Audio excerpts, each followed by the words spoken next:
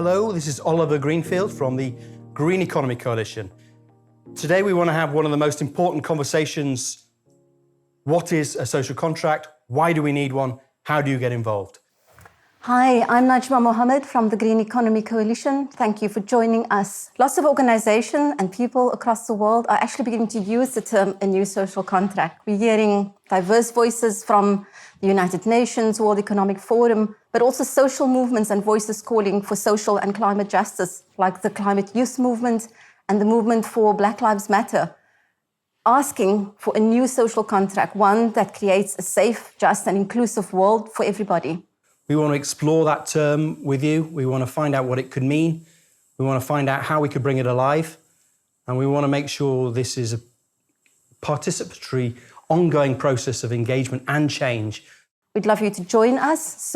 And we'd love to hear your voices and ideas about what a social contract means to you. And we invite you to join us on our Twitter account at GE Coalition.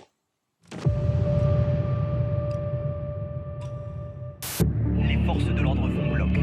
Marched on the city's outskirts.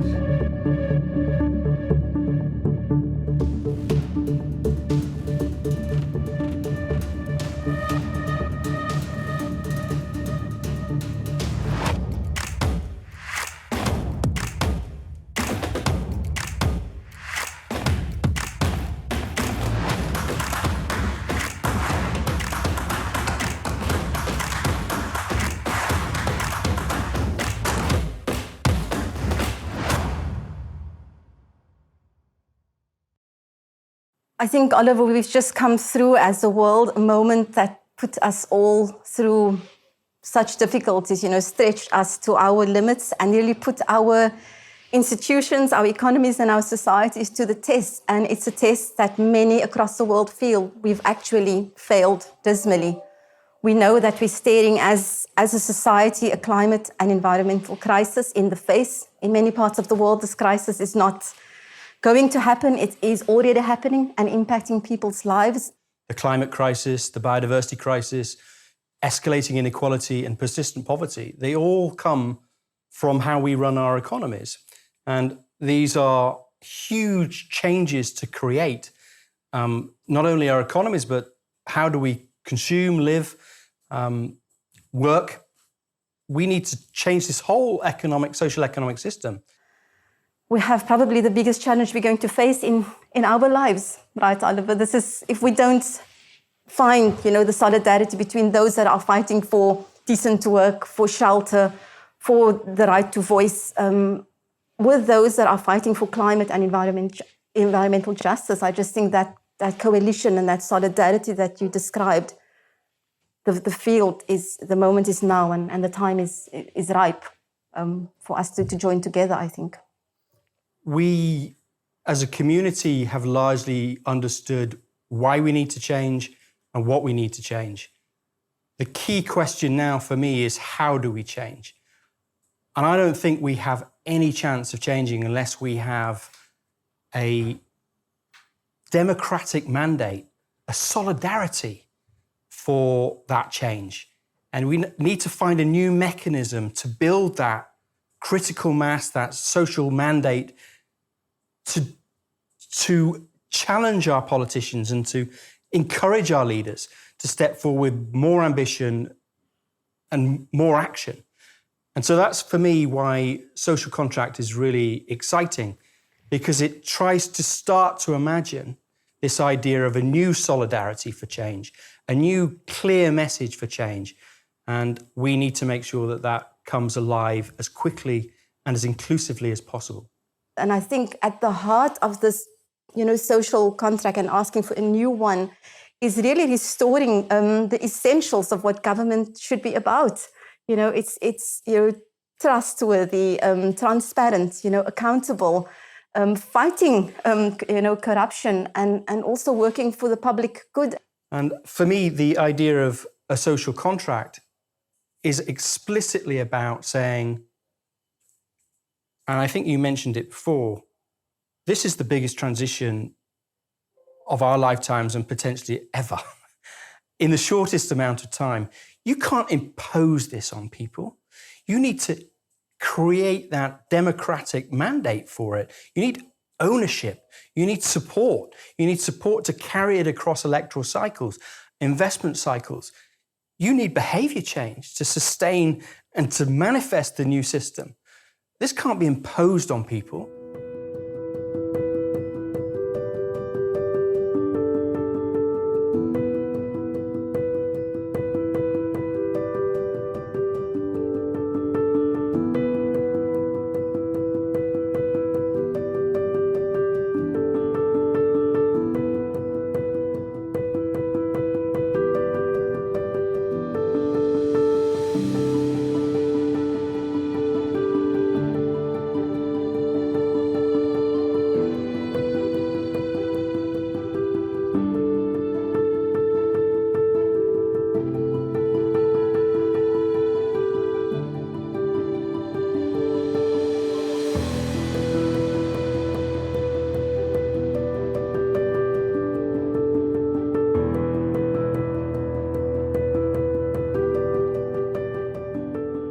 I think some of the strongest voices globally talking about the need for a new social contract has actually been the movement that are fighting for equal rights for women. I mean, we've seen disturbingly after the pandemic that most of the people who will be pushed back into poverty because of the pandemic would be women and young girls. Most of the children who lost out of school and will not go back are young girls. So I do think that women don't even say that the social contract has been broken, has been fractured for them. It's either non-existent or completely broken. Another thought from my side is that, I've not seen an adequate diagnosis of why we're in the mess we're in. But I largely know that it's predominantly made because of a bunch of decisions made by men. And that's just the truth of who's run the world for the last so many thousands of years. And if we're really going to be serious about transformation, we need more balance. We need more diversity. We need not to focus always on competition and domination and control characteristics that are so very prevalent in men that get to the top of organizations. I mean, I was thinking about your question about, the barriers to women entering and being part of this, transition process. Is many young women across the world don't have easy access to science and mathematics and engineering. And so they don't get into the sectors where some of the rapid transformations are happening in energy, in transport, in waste management. So we have to address this at multiple levels. And if we're going to look at this transition in a sort of a gender-neutral way, we're going to be reproducing the patterns that we have at the moment, which are unjust to women. I think there's also a part of the social contract that's existed in a broken or fractured form has really not acknowledged the fact that a part of that social contract is our contract with nature, with the natural world, that in some cultures, in some wisdoms across the world, there's a very intricate understanding that we are not over, we are with nature and we are a part of it. So I think more and more we're beginning to realize how fundamental that is to our well-being and our lives and our livelihoods and our jobs, to have a healthy, functioning, flourishing planet. Because for sure, I'm not quite sure the planet needs us, but we need her. Yeah, you make a kind of quite a deep philosophical point about this is a reimagining of our relationships, not only with each other, but also with nature. And we need to redefine our relationship with nature and ensure that it's not an extractive one, ensure that it's not an abusive one, ensure that it's one of mutual self-interest. And I think that that's also a really powerful opportunity of reimagining what it is to be alive in this moment, not to be colonial, not to be extractive, not to be abusive, but to be genuinely collaborative, cooperative, and imagine a place where we design our economies and societies with those fundamental principles at heart. I'm sure the question is growing, as it must be in others' minds as well. So what is a social contract? And I think we've started speaking about it, in our conversation. But I think it's both the sort of formal expression of that implicit understanding between the state and the citizens. But I think when we imagine a new social contract that's really fit for the challenges of our time, we have to start thinking about a social contract also drawing on communitarian concepts, that pre-exist the current political systems and structures that we have. But principles like Buen Vivir that inspired the sort of turn in constitutional development in Ecuador and Bolivia and at the moment in Chile, that's busy putting together an ecological constitution. We see concepts such as eco-swaraj that has taken root in India, and one that's very familiar to me, that of Ubuntu, which means I am because we are.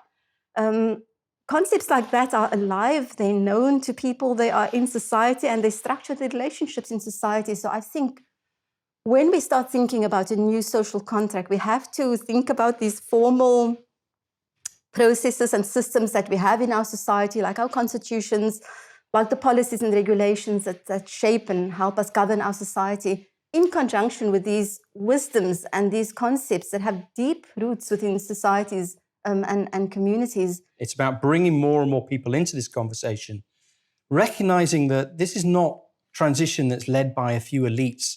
This is a transition that's owned by everybody. It touches everybody's lives. How are we going to make sure social contract is a real citizen participatory process that exists and has power? I think we've got fantastic examples to share as the Green Economy Coalition. We've been working for the last few years with civil society partners and organizations across the world to get a voice and have a say and a stake in how policies are being designed and implemented at the country level, at the even at the local level. And I think that we need new types of institutions, and we're beginning to see citizens' assemblies. We're beginning to see them happen at a very local city level. We're beginning to see them happen at a global level, transnationally. So I think we do have a case for beginning to try and influence and lobby and advocate for our global institutional landscape to understand the importance of social mandate.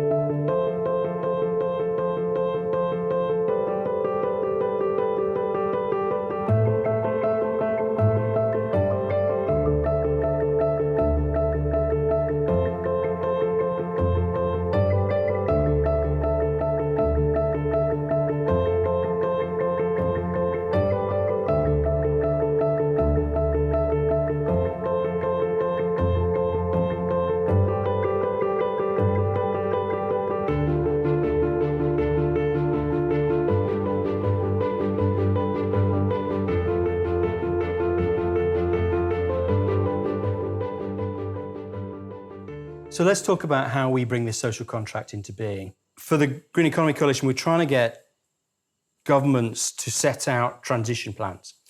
And a transition plan is a valid transition plan unless it has an explicit societal transition participation process, a mandate, an agreement, an engagement process around that plan. So I particularly like the sort of citizens' assembly approach where you get representation across all walks of life, and that becomes a sort of democratic touch point for this transition. We're facing a moment in time, trust in governments have declined.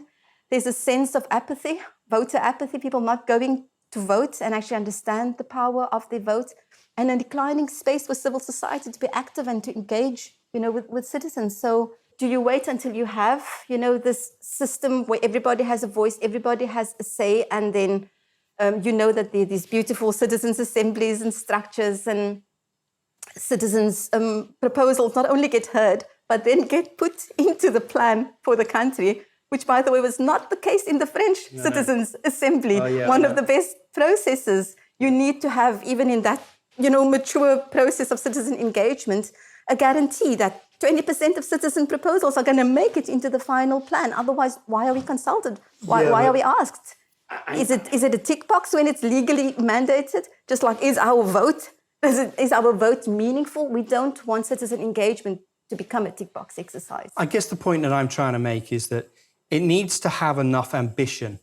Look, we know that if you don't have enough ambition on this transition to make it democratic and participatory, we know what happens. We see, as you mentioned, the French. Well, that was a response to the Gilets jaunes, where they didn't consult at all. You know, that had already blown up in their faces. We see, and the best one that I see is the German youth taking the government to court because the German climate bill was putting too much emphasis on future generations and was therefore deemed unconstitutional. You know, the same way that we need politicians to step up, we need citizens to step up and step out of the sort of comfort zone, step out of the apathy that most are still, not voting, not going, becoming active in our communities and our neighborhoods, in our workplaces. As you said at one point, Oliver, all of us have a part to play in making that choice. I agree. I think it's a really important point. We're not just trying to beat up governments here. We're not trying to beat up business leaders and other. We're trying to say there is a moment where we look each other in the eye and we say we are committed to this transition together. So Najma, this is about a socio-economic reform. The biggest, most powerful actors in that space are arguably business. What role for business? What role expectations of business? How do we make sure that their power and energy and enthusiasm is also brought to this? I do think, unfortunately, in some places, business has more power than governments. And so I do think that businesses should be held to account. Government should be in a position to make sure that businesses comply with a regulatory framework, that they also engage citizens and workers and communities. And I do think that the days of painting business, with the same brush is over, because we are seeing really progressive, really forward-looking, transformative actions, by business willing to work with governments and citizens and civil society groups to structure new forms of relationships, new investments, new operations that actually are good. Yeah, look, I would agree with you. We're seeing tremendous leadership within the business community. However, how much of the community is that? Does it represent the majority or is it the minority? And we all know that we do need leadership, but is the majority going to move unless the rules change? And I think that the challenge I've always had in the work I've done with business is that you can always tell a good story of progressive leadership, but largely there's a very hidden majority that are still dragging us into the old system and the old ways. And we all know the stat of the biggest constituency at COP26 was the oil and gas sector, bigger than any government. I think largely our mechanisms for accountability and transparency has failed, both when we deal with business and when we deal with governments. And I do think we've got to look at the systems of transparency and accountability in both those holders of power, but those holders of responsibility. At the heart of the crisis we're facing is a crisis brought about by particular choices, particularly a design of economies and businesses that benefited the few at the expense of the majority.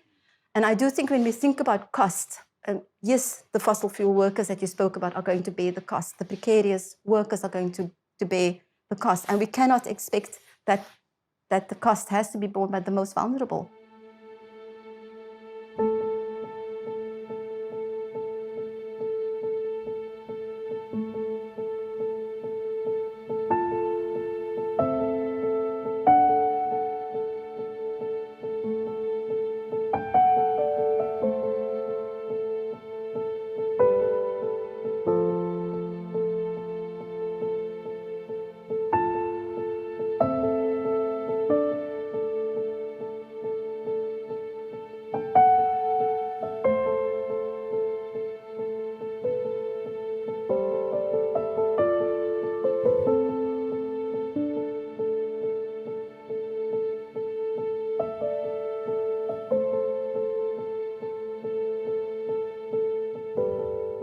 There's an elephant in the room that's often not spoken about, and that is the long-lasting and enduring impacts of colonialism. We know local wisdom, local knowledge should play a much stronger role in this, and yet often Indigenous communities are excluded from processes, or their wisdom and knowledge is lost or ignored by a dominant economic system. So again, as a marginalized community, how are we going to make explicit that we bring the best of diversity, the best of wisdom and knowledge into this process? I remember having a conversation with a young woman who's leader of an Indigenous group. And her words have actually stayed with me and haunted me, since the moment I've spoken to her. I've never forgotten her words. And she said to me, we are basically just fighting to be recognized as human beings. We have a love for our land. We feel we can manage our ancestral land in a much better, more sustainable way. But first, we just need to be recognized as human beings. It's fair to say that racial injustice is still very prevalent, and that here is an opportunity where we are redefining social economic systems. Surely it needs to be addressing the structural inequalities of racism much more explicitly. And how do we do that? So I think that this is such a key moment to actually come together to address, the kind of social, climate and environmental injustices that seem to be impacting the most marginal, most vulnerable, most at risk in our societies and communities. And obviously this is something I particularly can relate to. I mean, South Africa is a bit of a extreme example of seeing how people of color have been impacted, and how they live in the worst places, breathe the worst air, drink the worst water, have the worst jobs. But sadly, it's not confined, to South Africa. I'm living in the UK at the moment, and I know that there are cases in the UK that showed that people of color have, gone through this pandemic, gone through this moment of intense vulnerability, and in a very difficult way to other groups in this country, where I expected to experience, something different, but didn't. Yeah, look, sometimes we can be overburdened with all the challenges of the world, or we can see that this moment of economic transformation is a necessity, but also an extraordinary opportunity of reimagining how we can unpick some of these injustices, and to ensure that everybody's got a decent stake, a decent opportunity, and a decent opportunity to live well, to contribute, to fulfill their own potentials. And we know we're not there now. No. And we know that for many people, we've not been there for the longest time. And I do think, I was thinking, of this, if not us, then who? And if not now, then when? And if someone had told me when I was a young person in South Africa that I'd be at university and I'd vote for the first time, I would not have believed it. I would not, because the systems around me seemed so entrenched and so immovable, and unchangeable. And yet we have lots of challenges, almost 30 years on after, but we would never go back. In the short term, there is no cost comparable to the loss of future. And that is the biggest business case. And that's one of the reasons that another subject we should probably touch on is the importance of youth in this conversation. We're seeing young people show us what it means to be active, caring, engaged citizens. Young people are taking their governments to court in Peru, in Germany, in New Zealand. We're seeing it in different parts of the world. We're seeing young people come together, build alliances, across geographies, across different places, with this common agenda that if we don't get things right, they are going to be bearing the cost. They're going to have to live in a world that's uninhabitable. But I don't know whether, I'm inspired by those movements, the youth movements and the legal cases, but I don't know whether that's a sign of success. I think that's a sign of failure, a democratic failure. We should not be putting this emphasis on young people to have to take their political class to court. That's just an indicator of failure in my eyes. Rather than let's create constructive opportunities to engage citizens, including youth, in the description and creation of this new system. If I was a young person, I don't just want a job, I want a career. Where are the sectors that are going to grow? Where are the careers that I can commit my intellect and my energies to for my lifetime? Not just a job where I'm in transient from one place to another. That's what we should be delivering. That's where we should be having the conversations. Let's describe an economic system that delivers those choices rather than requires them to take their parliamentarians to court.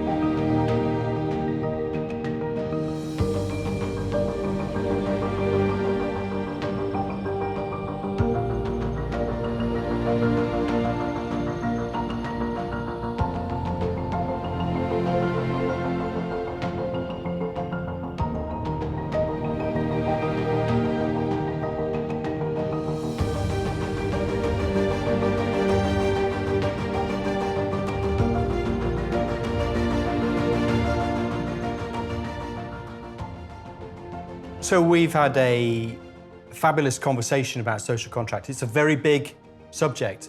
If you agree with us that trust, solidarity, collaboration, cooperation are the essential components that will deliver successful transition, then we need to actively pursue how we deliver those. Let's be explicit about those who are impacted. Let's be explicit about those that are excluded. Let's try and make this representative. Let's try and create that critical mass or that democratic mandate that drives this transition quicker, faster, fairer. We really want to do this work. We can't do it alone. It has to be a unique partnership between the inequality movement, the environment movement, and all others that want to have a role in bringing to life this new system. We need collaboration, we need partnership, and it has to be both global, regional, national. We need to make sure this is driving change in countries. We also need to learn from each other to accelerate, to find how we find a common language of this that supports this solidarity and this transition. There's a lot of work to be done. It's been a real pleasure sharing with you our initial thinking, ideas on what a social contract is, why we need it, and how we can possibly get there. And so we really invite you to join us as we explore, as we interact with those who are at the forefront of holding the governments to account, of reimagining new ways, new social contracts, new ways of reinvigorating democracy and governance in this critical moment. And we'd love to hear your thoughts, hear if you've got really promising examples of a new social contract in action. So visit our website at greeneconomycoalition.org or drop us a line on our Twitter account at GE Coalition. Thank you. It's been wonderful having you along on this conversation.